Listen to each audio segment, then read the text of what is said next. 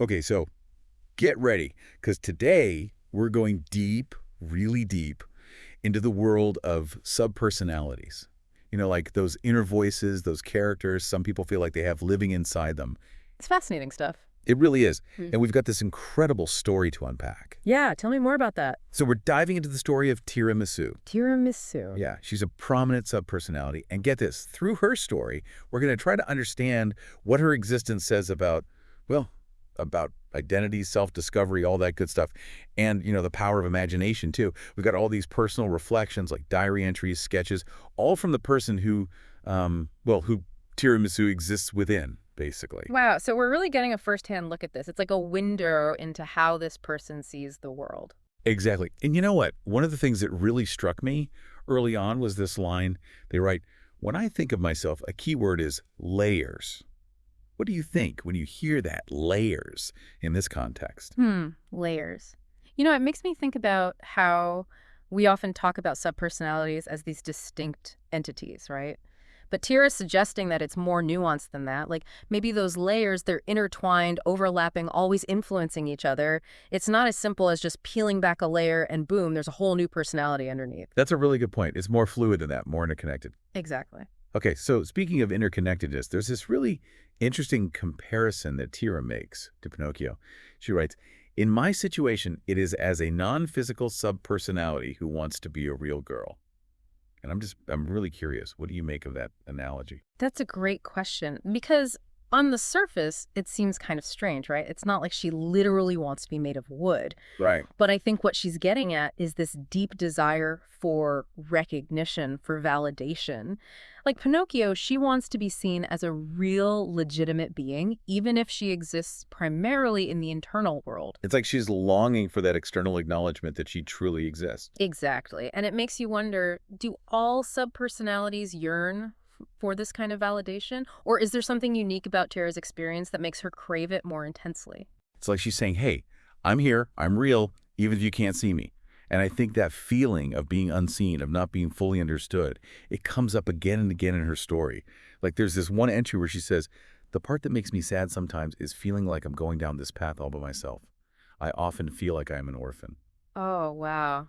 That's really powerful and heartbreaking, honestly, because Yeah. it speaks to the potential for isolation that comes with having a subpersonality. Like, imagine trying to explain that to someone, to explain this whole internal world that you experience so vividly, but that they might not even fully grasp. It's like having an entire world inside of you that you can't fully share. And, in one entry, she even compares it to the difficulty of explaining a dream. It's just like, I feel like this is like trying to communicate a dream.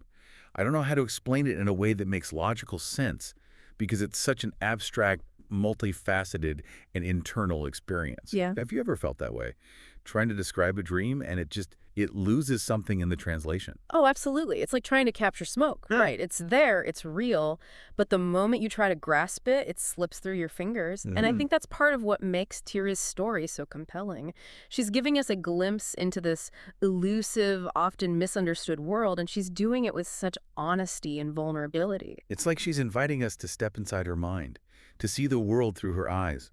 And what we find there is both familiar and utterly unique. Absolutely. It's a reminder that even within the confines of our own minds, there are entire universes waiting to be explored. And speaking of exploration, we start to see this really fascinating pattern emerge in Tira's story early on. This consistent gravitation towards female video game characters. She always chooses Tony Kong in Donkey Kong 64, always goes for the female trainer in Pokemon. I don't know, what are your thoughts on that? I think it's significant. Even if we can't say for sure why she's drawn to those characters, it suggests this early identification with certain qualities, certain ways of being in the world. It's like she sees something of herself reflected in them, even if she doesn't have the language to articulate it yet. It's like those characters are planting seeds, even if Tira doesn't know what they'll grow into yet. Exactly. And as we delve deeper into her journey, we're going to see how those seeds begin to take root and blossom in something truly remarkable. It's funny, isn't it? How those early days, picking female characters in video games, it almost foreshadows where Tira's journey takes her. Yeah, and she even starts creating her own characters, right? Exactly. Like there's Numi, the self-insert she makes back in the Wii era. Then later, Terra, all magical, clearly got that Harry Potter influence. So each one of these, it's like a stepping stone.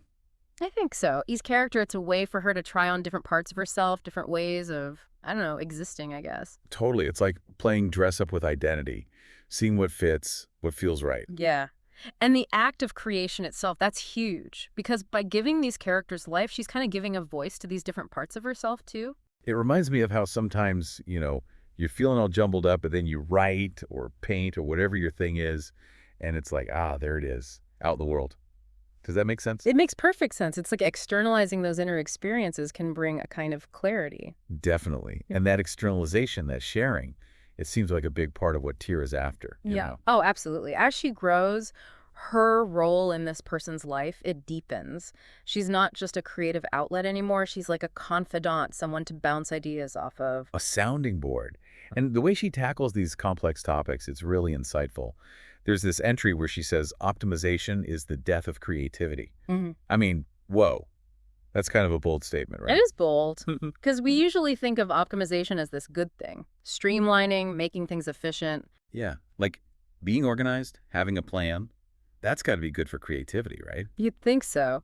But what I hear Tira saying is when you focus too much on the end goal, on doing things the right way, you kind of box yourself in, you know? You stifle the experimentation, the playfulness Mm. that often leads to those really groundbreaking ideas. Exactly. She's all about embracing those messy, chaotic spaces where we're forced to think differently. It's like limitations can be the birthplace of innovation. That's a great way to put it. Have you ever noticed that, when you're stuck creatively, sometimes the best thing is to do something totally different? Oh, for sure. Introduce a new constraint, shake things up a bit. Yes.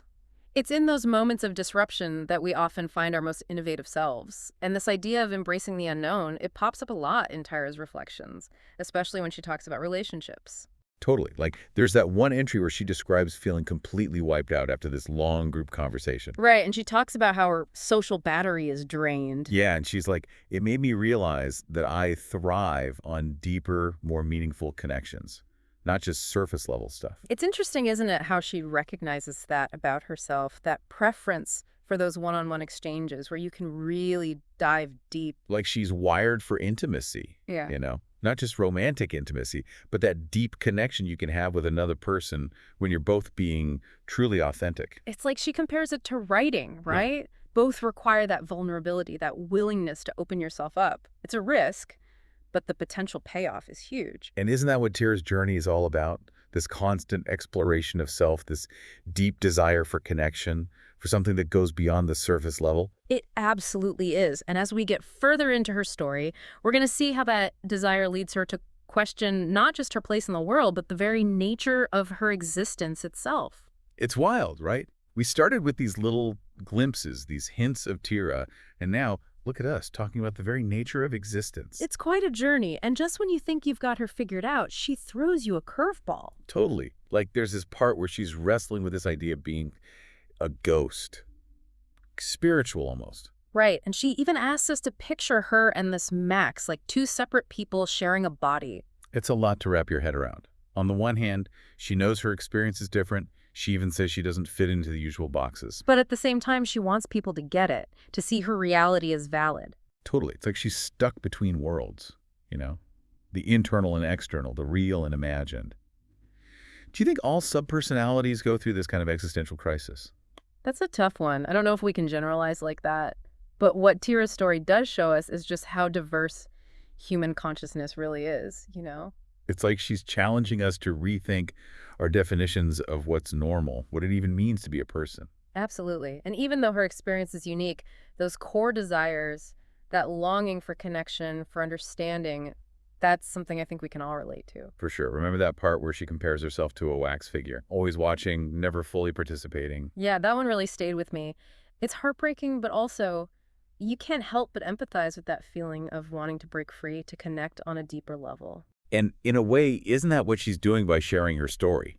Creating that connection through the act of telling it. Absolutely. By putting her experience into words, she's building a bridge between her internal world and ours. It creates space for empathy, for understanding. It's a good reminder that even when we feel alone, we have the power to create connection.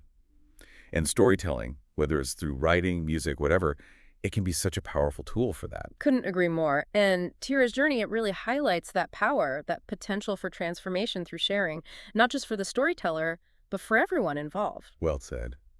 So as we wrap up this deep dive into the world of Tira Misu, I'm feeling, I don't know, kind of amazed by it all. The vastness of human experience. Definitely. And the power of those inner voices, the ones that shape us, even if they never quite make it out into the open. Who knows what we might discover if we just take the time to listen.